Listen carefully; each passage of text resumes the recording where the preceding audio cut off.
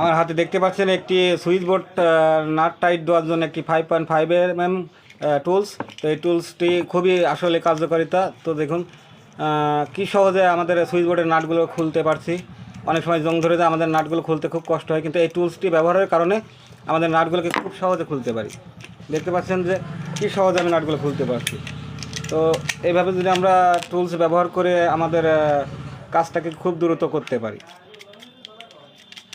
দেখতে পাচ্ছেন যে সুইচ বোর্ডের যে নাটটা অনায়াসে টাইপ দিতে পারছি। তো পিয়ানো সিরিজের যে সুইচ বোর্ডগুলো আছে এগুলোতে কাজ করতে গেলে খুব সহজে কাজ করা যায় এই টুলসের মাধ্যমে। তো এই টুলসটি যারা ব্যবহার করেন অবশ্যই জানাবেন যে আসলে এই টুলসটি কেমন কার্যকারিতা, কেমন কাজ করে। তো আমার কাছে খুবই অসাধারণ লেগেছে এই টুলসটি। এই টুলসটি দিয়ে যতদিন আমি কাজ করেছি ততদিন আমি খুব সহজে কাজগুলো করতে পেরেছি এবং খুব দ্রুত কাজ করতে পেরেছি। 5 মিনিটের কাম আপনি সর্বোচ্চ 1 মিনিটে কাজ করে সেরে ফেলতে পারবেন। এই সুইচ বোর্ড নাট টাইট দেওয়ার জন্য আমরা যে প্লাস ব্যবহার করি, প্লাস দিয়ে অতটা ভালো হয় না। তো এটা দিয়ে খুব সহজে টাইট দেওয়া যায় এবং খুব দ্রুত কাজ হয়। তো এই টুলসটি কেমন লেগেছে এবং আমার ভিডিওটা কেমন লেগেছে অবশ্যই কমেন্টের মাধ্যমে একটু জানাবেন।